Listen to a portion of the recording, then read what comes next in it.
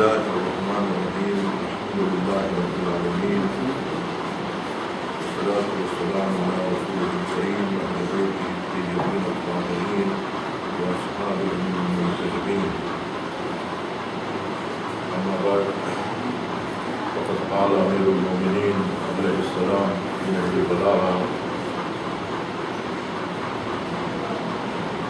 ثم أنشأ سبحانه خلق الأجواء وشق الأرجاء وسكائك الهواء فأجرى فيها ماء متلاطما تياره متراكما دخاره حمله على متن الريح العاصفة والصعد القاصفة فأمرها برده وسلطها على شده وقرنها إلى هده الهواء من تحتها فتيق والماء من فوقها دفيق.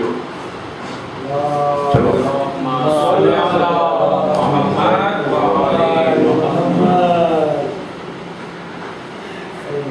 دو چار ہفتے کی تعطیلات کے بعد ماہ رجب کی تعطیلات کے بعد پھر سے یہ درس شروع ہوا ہے، تو میں نے چاہا کہ گزشتہ کی دو چار سطریں پہلے کی سطروں سے شروع کرتے ہیں تاکہ آنے والے گفتگو کے لیے ذہن بنے. تو یہ عرض کیا گیا تھا ثم انشأ سبحانہ خلق الاجواء، تخلیق کائنات سے متعلق یہ گفتگو ہے. اور گزشتہ میں یہ عرض کیا گیا تھا کہ عالم اور تخلیق کے متعلق گفتگو کی گئی تھی کہ عالم حادث ہے یا قدیم، مادہ حادث ہے یا قدیم، اس پر گفتگو ہوئی تھی کہ آثار پروردگار، خلق پروردگار، آثار پروردگار ہمیشہ سے ہے یا ہمیشہ سے نہیں ہے، قدیم ہے یا حادث ہے، اس پر گفتگو ہوئی تھی. یعنی ایک دور ایسا تھا کہ جس میں نہیں تھی مخلوقات، تخلیق نہیں تھی، خلق خدا نہیں تھی، رحمت خدا نہیں تھی، اور رحمت کا سلسلہ بعد میں شروع ہوا. سبقت رحمتہ ولا غضبہ، ورحمتہ قدیم، اس کی رحمت قدیم ہے، اس کی رحمت ہمیشہ سے. اس پر یہ گفتگو ہوئی تھی کہ یہ کیسے ممکن ہے کہ سورج ہو اور اس کی کرن نہ ہو، چشمہ ہو اور جریان نہ ہو. یہ کیسے ممکن ہے کہ چراغ ہو اور اس کی روشنی نہ ہو. آیا ان کے درمیان فاصلہ ہے؟ اگر ہم قدیم مانتے ہیں تو ایسا ہوگا کہ ذات خدا کے ساتھ کسی کو ہم شریک کر لیں قدامت، یہ مشکل ہو جائے گی توحید. اس کے لیے عرض کیا گیا تھا کہ مسبوق زمانی نہیں ہے، زمان درمیان میں نہیں ہے، تقدم رہے گا، تقدم علی رہے گا، تقدم زمانی نہیں. اس کی مثال جو ہے وہ چابی کی دی گئی تھی کہ چابی کا گھمانا اور قفل کا کھلنا ایک ساتھ ہے، لیکن چابی مقدم ہے، علت ہے، اور قفل کا کھلنا معلوم ہے. وقت درمیان میں حائل نہیں ہے، زمان درمیان میں حائل نہیں ہے، سبقت ہے لیکن سبقت علی ہے. علت معلول پر جو مقدم ہوتا ہے اس طرح سے مقدم ہوتی ہے علت، لیکن اس کے لیے زمان کا ہونا ضروری ہے. بہرحال اب یہ مسئلہ ایسا ہے کہ اس میں اتنے نظریات آپ کو ملیں گے کیونکہ مسئلہ تخلیق کائنات کا ہے. دور جدید کے مفکرین کے نظریات سامنے آئیں گے، دور قدیم کے نظریات سامنے آئیں گے، حیات بطلموس سامنے آئے گا، اور جو ہے ارسطاطالیس کے نظریات اور اس سے پہلے کے نظریات اور اس سے پہلے کے نظریات، ہے نا. سقراط کے دور سے اگر ہم گفتگو شروع کریں تو پھر سقراط سے پہلے بھی جو ہے وہ فیثاغورسیان کا سلسلہ تھا، حکمائے ہفتگانہ کا سلسلہ تھا، اس سے پہلے جناب ادریس تھے، اس سے پہلے انبیاء تھے، اس سے پہلے جو ہے سلسلہ جناب آدم تک پہنچتا ہے علم کا. تو علم اس وقت سے ہے، نظریات اس وقت سے ہیں، فکر اس وقت سے ہے جب سے بشر ہے. افکار کا سلسلہ اسی وقت سے شروع ہوا جب سے بشریت کا سلسلہ شروع ہوا. نظریات اسی وقت سے شروع ہوئے جب سے فکر بشر میں جولانی پیدا ہوئی. تو جتنی قدیم فکر انسانی ہے اتنے ہی قدیم نظریات انسانی بھی. تو بہرحال یہ وہ حساس ترین اور وہ مشکل ترین ابحاث ہے جس میں قدم رکھنا عام معمولی اشخاص کا کام نہیں ہے. آج کے دور میں نظریات قائم کرنا عالم اور حیات کے بارے میں مشکل ترین امر ہے. تو 1400 برس پہلے جب امیر المومنین نے عرب کی سرلاخ سرزمین پر جب یہ نظریات پیش کیے، اس وقت تک تو عرب امی تھے اور اس وقت تک عرب میں کوئی پڑھا لکھا موجود نہیں تھا. 7 کاتبان وحی 17 کاتبان وحی تھے اور 17 لوگوں سے زیادہ کوئی لکھنا نہیں جانتے تھے. اس دور کی بات ہو رہی ہے جب عرب میں تعلیم کا سلسلہ نہیں تھا، افکار یونانی ترجمہ ہو کے عربی زبان میں نہیں آئے تھے، تب کی بات ہو رہی ہے. جب امیر المومنین نے یہ نظریات پیش کیے تو یہ چونکا دینے والے، حیرت انگیز. یہ باتیں وہی شخص کر سکتا ہے. اس طرح سے امیر المومنین نے گویا پیش کیا ہے مطالب کو جیسے کہ خود اپنی آنکھوں سے انہوں نے تخلیق کا منظر دیکھا ہو.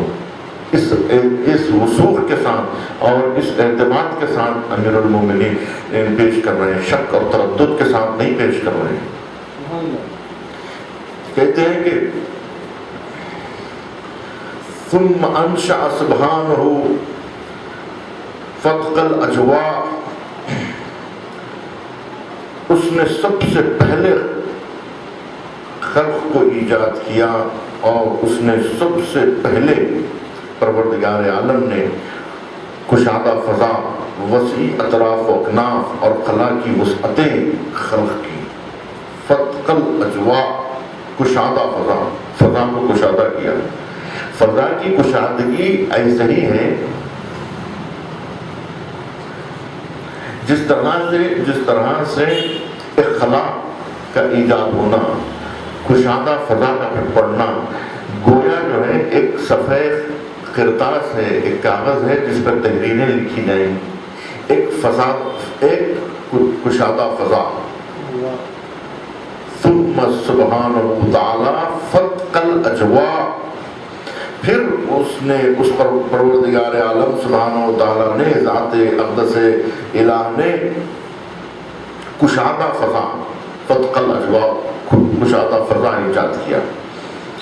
اور اس کے بعد وسیع اطراف و اکناف، اس کے اطراف وسیع، 2 مرحلے، فتق الاجواء، شق الارجاء، اور اس کے بعد وسقائق الہوا، 3 مرحلہ. اس کے اطراف و اکناف خلا کی وسعتیں خلق کی اور ان میں ایسا پانی بہایا کہ جس سے موجیں پیدا ہوئی.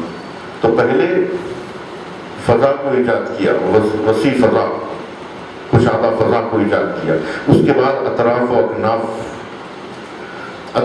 اکناف کو پھیلایا،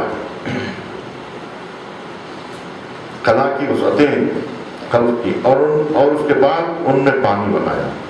سقائق الہوا کے بعد فاجرى فيها ماء متلاطما طياره، پھر اس نے ماء متلاطم یعنی پانی کو بنایا جس کے دریائے مواج کی لہریں جو ہے وہ طوفانی تھی، متراکمن یعنی ٹکرانے والی تھی.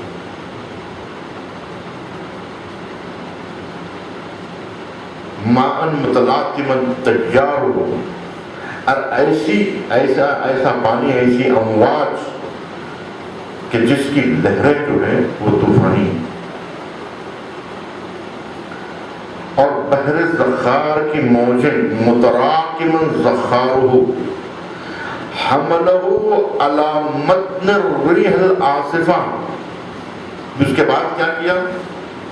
بحر زخار کی موجوں کو تہبتیں کہ اسے تیز ہوا اور تند آندھی کے پشت پر لاد دیا. حملہ علی متن الریح العاصفہ، ریح یعنی ہوا، ہوا کے دوش پر لاد دیا.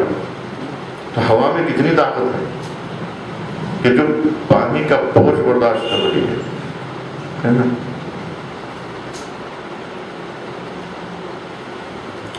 پھر کیا کیا؟ پھر اسے پانی کے پلٹانے کا حکم دیا. وَالزَّعْزَعَ الْقَاصِفَةَ فَأَمَرَهَا بِرَدِّهِ، پھر اسے یہ حکم دیا اور اسے اس کے پابند رکھنے پر قابو دیا. پھر اسے پانی کے پلٹانے کا حکم دے دیا. فَأَمَرَهُ بِرَدِّهَا، پانی کے پلٹانے کا حکم دے دیا. وَسَلَطَهَا عَلَى شَدِّهِ، وَسَلَطَهَا عَلَى شَدِّهِ،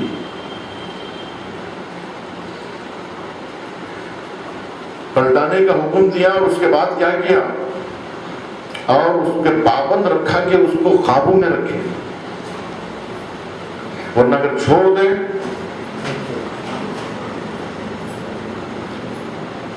جو بحر زخار ہے، جو پانی جس کو ہوا نے اٹھا رکھا ہے اپنے دوش پر، وہ اگر قابو میں نہ رکھے اور ایک ساتھ اس کو چھوڑ دے اور پھٹ پڑے تو کیا ہوگا؟ دریا زمین پہ آ جائے گا ایک ساتھ.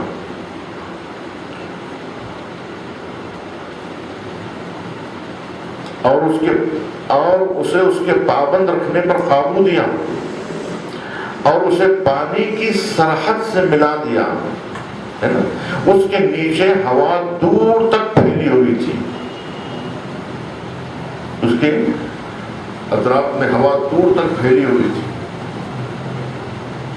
وَقَرَنِهَا إِلَى حَدِّهِ الْهَوَىٰ مِن تَحْتِهَا فَتِيرٌ وَالْمَاءُ مِن فَوْقِهَا دَفِيقٌ. اس کے نیچے ہوا دور تک پھیلی ہوئی تھی اور اوپر پانی ٹھانٹے مار رہا تھا. ہوا دور تک پھیلی ہوئی تھی اور جو ہے پانی ٹھانٹے مار رہا تھا. یہ جو ہے بہت ہی اہم ترین اور جو ہے بہت دقیق ترین گفتگو ہے کہ وَالْمَاءُ مِن فَوْقِهَا دَفِيقٌ، اور جو ہے ٹھانٹے مارتا ہوا پانی اس کے اوپر رکھا. پھر کیا ہوا؟ ثُمَّ أَنشَأَ سُبْحَانَهُ رِيحًا اعْتَقَمَ مَحَبَّهَا وَأَدَامَ مَرَبَّهَا. پھر کیا کیا پروردگار عالم نے؟ پھر سبحانہ و تعالیٰ نے اس پانی کے اندر ایک ہوا کو ایجاد کیا،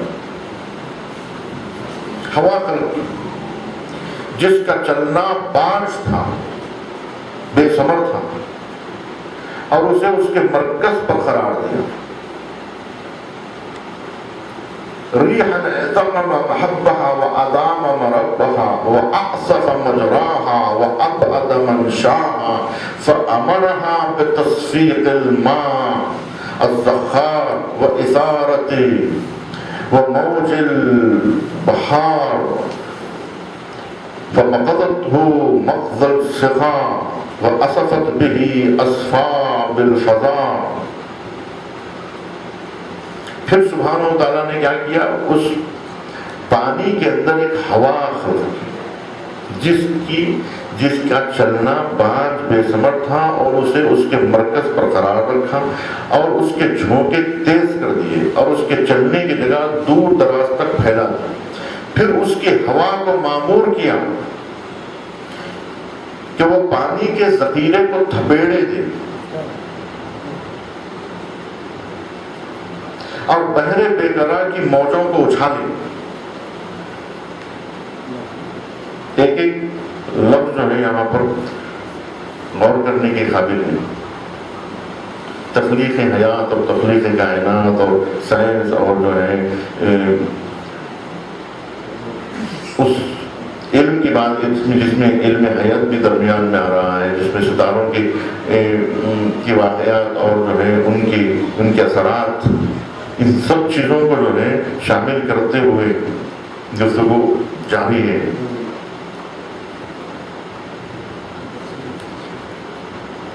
اس کے جھونکے تیز کر دیے اور اس کے چلنے کی جگہ کو دور دراز تک پھیلا دیا. پھر کیا کیا؟ پھر اس ہوا کو مامور کیا کہ وہ پانی کے ذخیرے کو تھبیڑے دے. بتصفیق الماء الزخار وإثارة موج البحار فمخضته مخض السقاء وأصفت به أسفا بالفضاء. وہ پانی کے ذخیرے کو تھبیڑے دے اور بحر بیکرا کی موجوں کو اچھالے. اس ہوا نے پانی کو یوں مت دیا جس طرح دہی کے مشکیزے کو متھا جاتا ہے، اور اسے ڈھکیلتی ہوئی تیزی سے چلی، اسے ڈھکیلتی ہوئی تیزی سے چلی، جس طرح خالی فضا میں چلتی، جس طرح خالی فضا میں چلتی ہے. وَأَصَفَتْ بِهِ أَصْفَهَا بِالْفَضَاء، جیسے فضا میں خالی جگہ پہ چلتی ہے ویسے.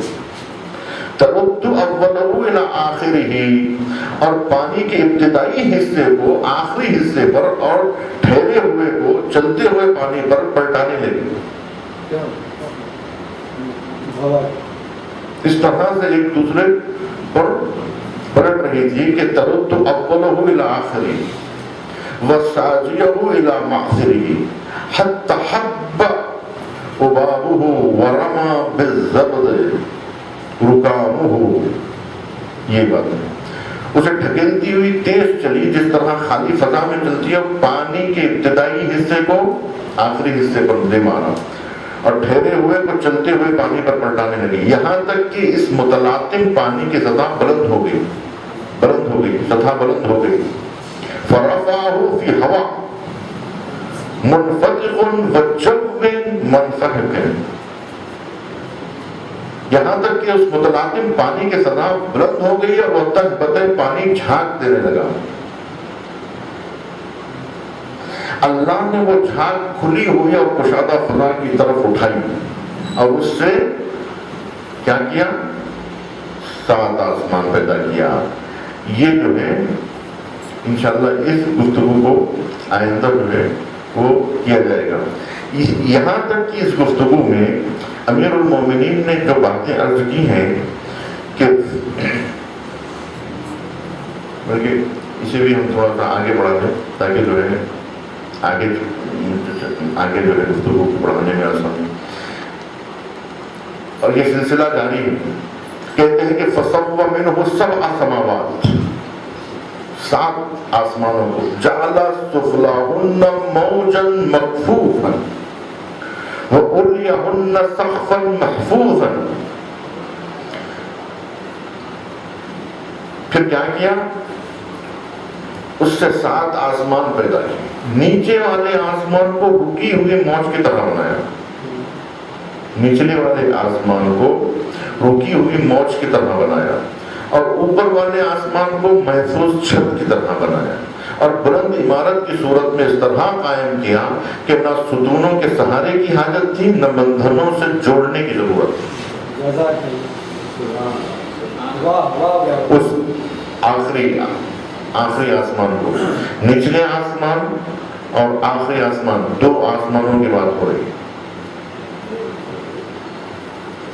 سفلہن موجا مکفوفا وعلیہن سقفا محفوظا. اور اس کا آخری جو حصہ تھا، آخری جو آسمان ہے وہ سقف محفوظ کی طرح بنایا گیا.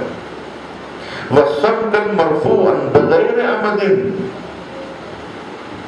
يَدْعَمُهَا، بغیر عمد، بغیر ستونوں کے سہارے کی حاجت کے، نہ بندھنوں کو. یہاں آسمان سقف ہے تو اس کے ستون کہاں ہیں؟ نظر نہیں آتے، یا ایسے ستون ہیں جو دکھائی نہیں دیتے.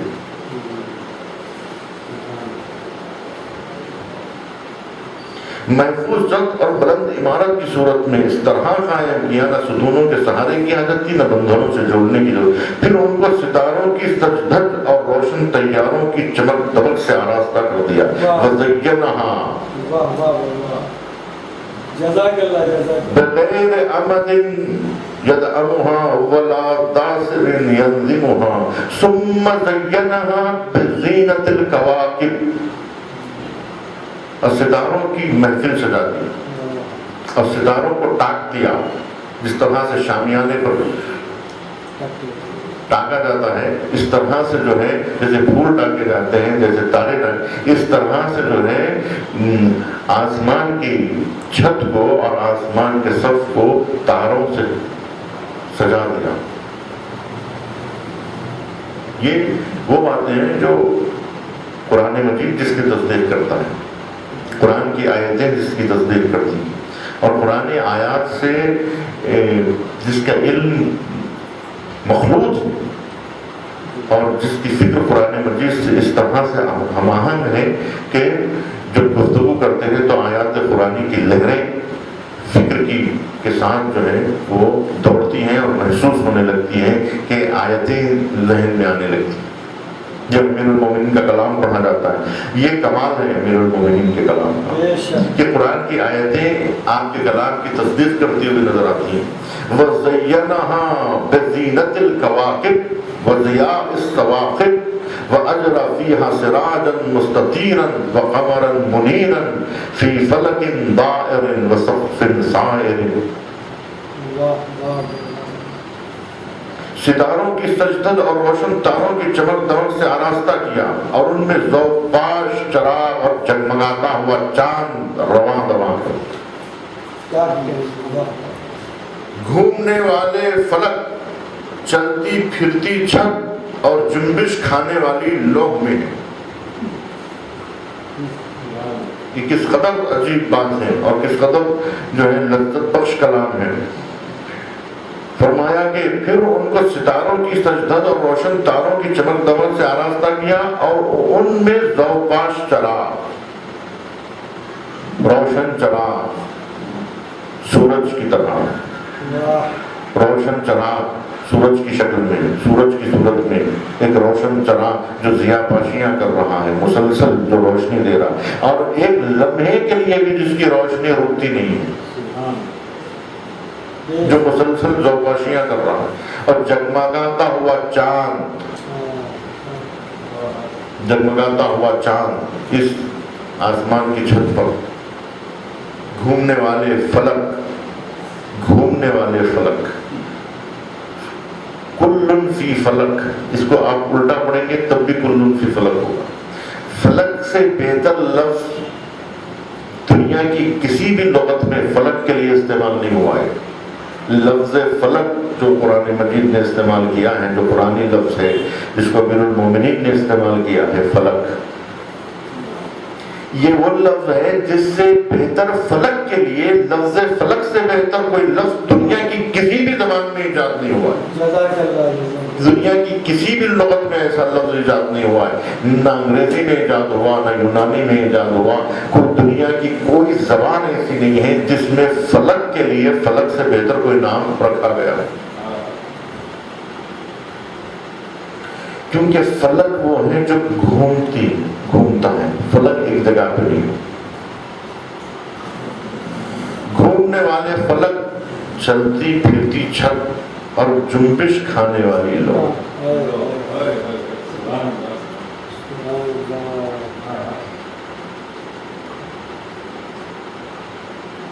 ستارے اس کے مدار پہ گھومتے، وہ جو فلک وہ ہے جو گھومتا ہے۔ یہ وہ باتیں ہیں جو 1400 برس پہلے امیر المومنین نے کلام ارشاد فرمایا ہے، 1400 برس پہلے، کہ اس سے اللہ نے اس چیز کو پیدا کیا، اس نے اس چیز کو پیدا کیا، پہلے یہ ہوا، پہلے یہ ہوا، پہلے کشادہ فضا ایجاد ہوئی، پہلے یہ ہوا، پھر اس میں ہوا، پھر اس ہوا کے دوش پر پانی۔ یہ اس وقت کی باتیں ہیں جب پانی کا وجود نہیں تھا۔ پانی کے خلق ہونے سے پہلے تو پانی نہیں تھا، اور یہ کہا جا رہا ہے کل شیء خلق کل شیء من الماء، ہر چیز کو پانی سے پیدا کیا گیا ہے۔ اور پانی کو کس چیز سے پیدا کیا گیا ہے؟ اور پانی، لفظ پانی اپنے ایجاد ہونے سے پہلے تو پانی نہیں تھا۔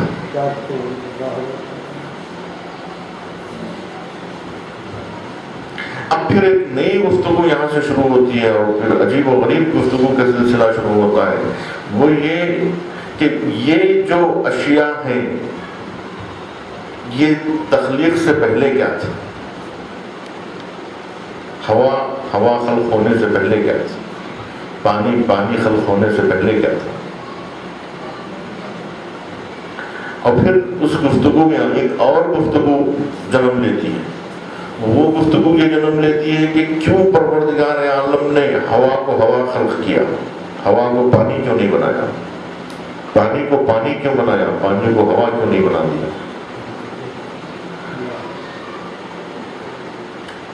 اور ستاروں کو ستارہ کیوں خلق کیا، آسمان کو آسمان کیوں، زمین کو زمین، وہ بلند کیوں اور یہ پست؟ اللہ نے پتھر کو پتھر کیوں خلق کیا، پتھر کو ہیرا کیوں نہیں بنا دیا، اور ہیرے کو ہیرا کیوں بنایا، ہیرے کو پودا کیوں نہیں بنا دیا، درخت کو درخت کیوں بنایا، جماعت کو جماعت کیوں بنایا، نبات کو نبات کیوں بنایا، اور حیوان کو حیوان کیوں بنایا، انسان کو انسان کیوں بنایا، انسان کو فرشتہ کیوں نہیں بنا دیا، فرشتے کو رسول کیوں نہیں بنا دیا، نبی کیوں نہیں بنا دیا؟ یہ وہ سوالات ہیں جو انسانی فکر کو ہمیشہ جو ہے وہ ستاتے رہے، اور یہ جانتے ہوئے بھی کہ ہم حقیقت اشیاء تک نہیں پہنچ سکتے، پھر بھی انسان نے سفر فکر کا چھوڑا نہیں ہے، دامن فکر کو کبھی انسان نے چھوڑا نہیں ہے، اور کبھی انسان نے عاجزی کا اعتراض کرنے کے باوجود بھی تحقیق اور ریسرچ سے ہاتھ نہیں اٹھایا ہے۔ آج بھی ریسرچ جاری ہے، صدیوں سے ریسرچ جاری ہے، اور صدیوں سے تحقیق جاری ہے۔ اشیاء کی حقیقت کے بارے میں انسان کی فکر کی جولانی ہمیشہ سے رہی ہے، اور انسان ہمیشہ سے سوچتا رہا ہے، یہ جانتے ہوئے بھی کہ ہم حقیقت اشیاء تک نہیں پہنچ پائیں گے، پھر بھی اپنی فکر کی تشنگی کو بجھانے کے لیے، اپنے خیالات کو پانی دینے کے لیے، اپنے آپ کو سیراب کرنے کے لیے، کسی طرح سے اپنے آپ کو مطمئن کرنے کے لیے کچھ نہ کچھ نظریہ ضرور ہر دور میں دیا جاتا رہا، اور ہمیشہ تخلیق کے بارے میں مختلف نظریات سامنے آتے رہے، اور اس کے بعد ان نظریات کی تردید بھی ہوئی، اور اس نظریات کی تصدیق بھی ہوئی، تردید بھی ہوئی، اعتراضات بھی ہوئے، تنقید بھی ہوئی، اور آج تک یہ سفر جاری ہے۔ کون سا ایسا سیاستداں ہے جس پر تنقید نہیں ہوئی، جس کے نظریات کو جھٹلایا نہیں گیا، اور کچھ باتیں ایسی بھی رہی جس کی تصدیق بھی کی گئی، لیکن سوال یہ ہے کہ اتنے نظریات، اتنے افکار، اور پھر بغیر نتیجے پہ پہنچے ہوئے کیوں انسان ہمیشہ اس سوچ میں ہے؟ اور آج بھی تحقیق ہو رہی، پتوں پہ تحقیق ہو رہی ہے، پھلوں پہ تحقیق ہو رہی ہے، خطرے پہ تحقیق ہو رہی ہے، ذرے ذرے پہ تحقیق ہو رہی ہے۔ کائنات کا کوئی حصہ نہیں ہے جو تحقیق بشر کی سے باہر ہو، اور جس کو بشر نے تحقیق کا موضوع نہ بنایا۔ کون سی چیز ایسی ہے؟ ستاروں پہ گفتگو کی، چاند پہ گفتگو کی، سورج پہ گفتگو کی، جو اس کے ہاتھ میں جو چیزیں نہیں آتی ہیں وہاں تک بھی پہنچنے کی کوشش کی، راکٹ بنائے، فضاؤں کو محیط کیا گیا، اور جو ہے فضاؤں پر احاطہ کیا گیا، چاند کی سرزمین کو روکنے کی کوشش کی گئی۔ تو یہ خلاؤں میں پہنچنے کی فکر انسان کو ہمیشہ لاحق رہی ہے، ہمیشہ۔ تو نظریات ہمیں، اور ہر نظریہ اپنے دور کی تسکین کے لیے ہوتا ہے۔ کبھی بھی نظریہ یہ نہیں کہتا کہ میں سچا نظریہ ہوں، بس فکر کو سیراب کیا جاتا ہے، تشنگی بجھائی جاتی ہے۔ اب وہ تشنگی جو ہے آب زلال سے بجھائی جا رہی ہے یا گندے پانی سے بجھائی جا رہی ہے، یہ جو ہے فیصلہ نہیں کیا جاتا، لیکن نظریے دیے جاتے رہے۔ امیر المومنین نے نظریات دیے، اور یہ وہ نظریات ہیں جو قرآن سے میل کھاتے ہیں، جس میں تشبیہات بھی ہیں شامل، جس میں تشبیہات بھی ہیں، استعارات بھی ہے، کنایات بھی ہے، جس کو سمجھنے کی ضرورت ہے اور جس پر فکر کرنے کی ضرورت ہے۔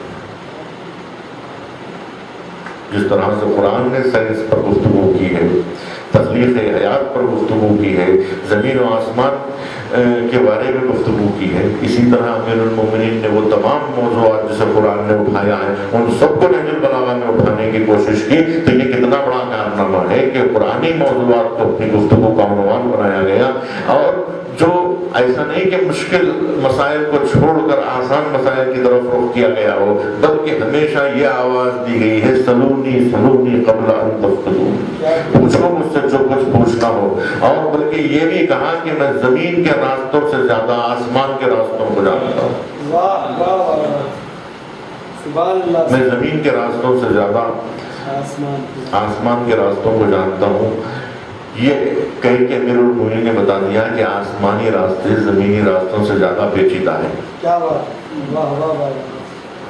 آسمانی راستے زمینی راستوں سے زیادہ پرپیش ہیں اور مفصل ہیں اور دقیق ہیں اور تفصیل طلب ہیں اور تحقیق طلب ہیں، جو دسترس بشر سے باہر ہے۔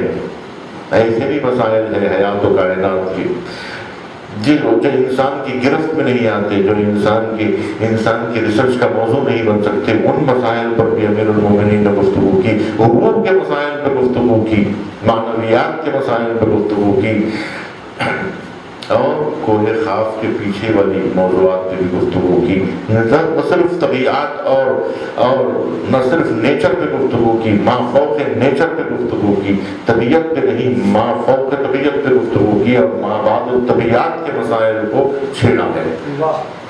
یہ وہ خطبہ ہے جو خطبہ توحید سے مشہور ہے، خطبہ توحید یعنی ما فوق طبیعت کی گفتگو، ما فوق مادہ، ما فوق مادہ،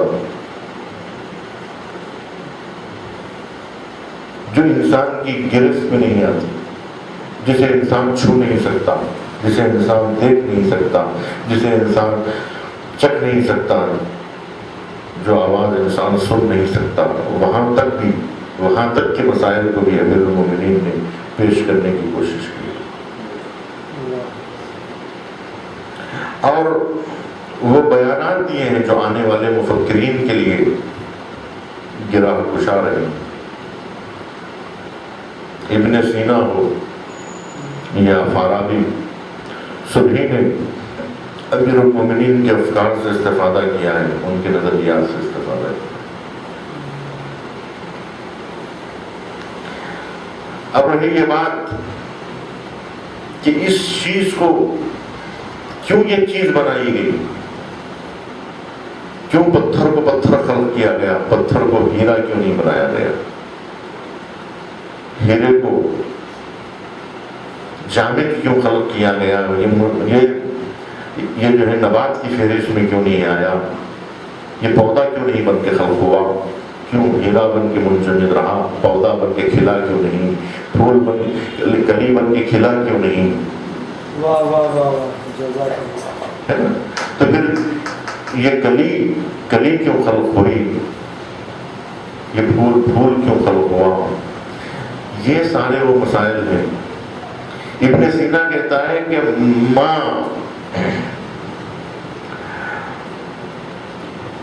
مثال دیتا ہے زردالو کی، زردالو یعنی جو ہے آلو بخاری کی، آلو بخاری کی مثال دیتے ہوئے کہتا ہے کہ پروردگار عالم نے زردالو کو زردالو نہیں بنایا ہے، بلکہ زردالو اور آلو بخارا ایجاد کیا ہے۔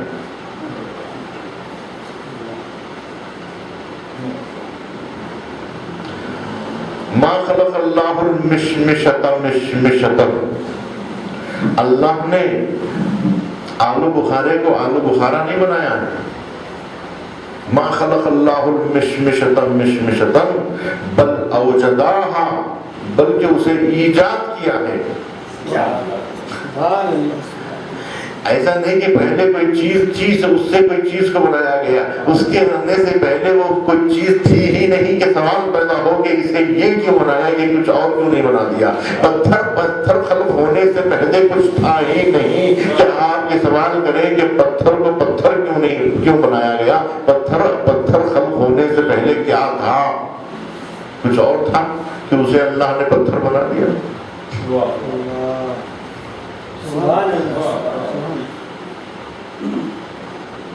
یہی بات ستاروں کی ہے، یہی بات چاند کی ہے، یہی بات تاروں کی ہے، یہی بات افلاک کی ہے کہ چاند کیوں خلق ہوا، چاند سورج کیوں نہیں بن گیا. تو سوال یہ پیدا ہوتا ہے کہ چاند خلق ہونے سے پہلے کہاں چاند تھا؟ اسے ایجاد ہی کیا گیا. اسے کہتے ہیں کہ یہ جو مقام ان کا ہے، یہ ان کا مقام ذاتی ہے. ذاتی ہے کیا مطلب کیا ہے؟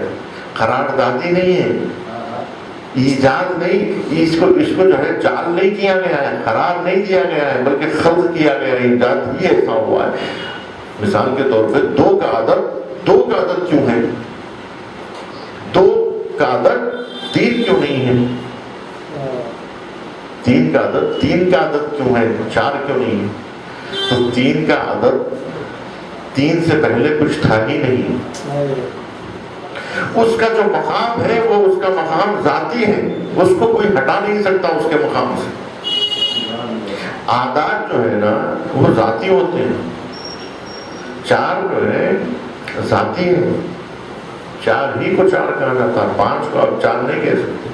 اب پانچ کو چار کہہ دینے سے پانچ چار نہیں ہو جاتی.